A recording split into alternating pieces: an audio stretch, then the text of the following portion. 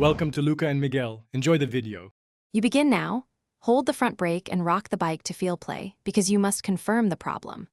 Once confirmed, loosen the top cap 1/4 turn to relieve preload, and then back off the stem pinch bolts about 1/2 turn so the fork can rotate freely.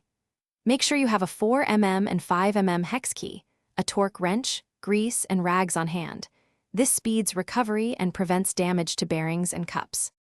Once the stem and spacers are off, slide the fork down a little so you can access the bearings and bearing races. You want clearance, not a full disassembly. Inspect each bearing for pitting or rough spots because rough bearings mean replacement. Clean races with a rag and degreaser, dry, then pack fresh grease into the bearings and seat them carefully.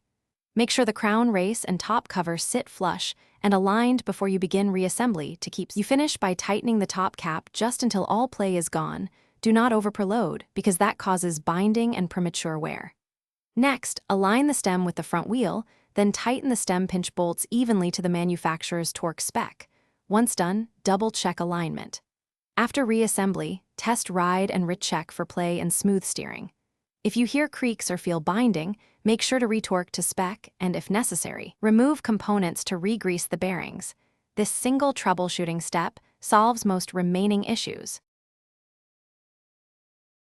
Thanks for watching and please subscribe. It's the best investment you'll ever make.